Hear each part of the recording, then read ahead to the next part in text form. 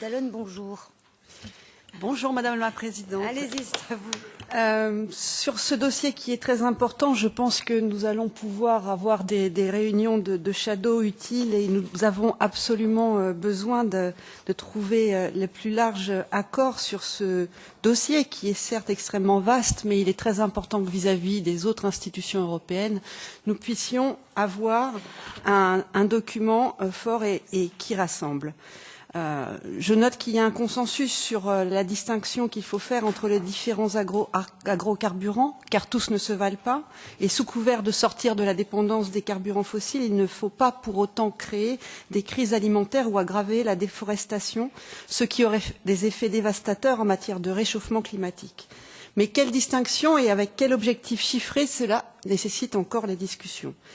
Pour le groupe des sociaux-démocrates, nous pensons qu'il faut prendre en compte le type de plantes utilisées, mais aussi leur mode de production, ainsi que le facteur de changement d'affectation des sols, ce fameux ILUC, quand on évalue les bénéfices environnementaux réels des différents carburants. C'est aussi le cas, je crois, du rapporteur et de certains shadows, et il faudra approfondir les débats pour tenter de convaincre tous les groupes sur cette question.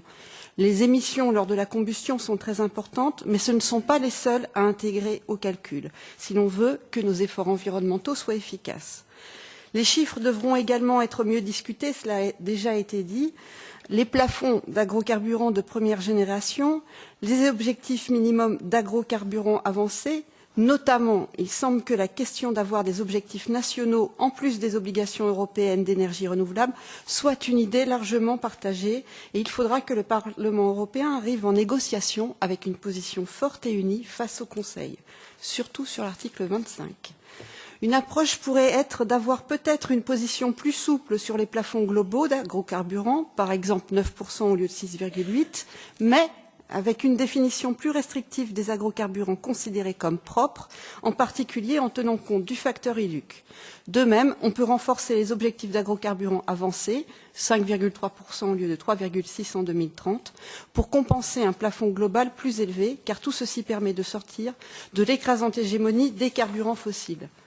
Les questions de mode de comptage devront également être clarifiées, car plusieurs positions s'affrontent. Si les facteurs multiplicateurs, c'est-à-dire le fait de compter 2, 3, 4 fois plus la même quantité de carburant propre dans certains secteurs pour encourager les efforts dans un secteur donné, et par exemple l'aviation, où on sait que les efforts sont rares ou chers, peuvent être une bonne incitation à utiliser des énergies propres, il ne faut pas pour autant qu'ils créent des brèches dans la législation et qu'ils ne favorisent des effets pervers en surcompensant des carburants fossiles. Donc d'ici au vote, je compte beaucoup sur nos réunions de shadow pour parvenir à des compromis importants. Je vous remercie.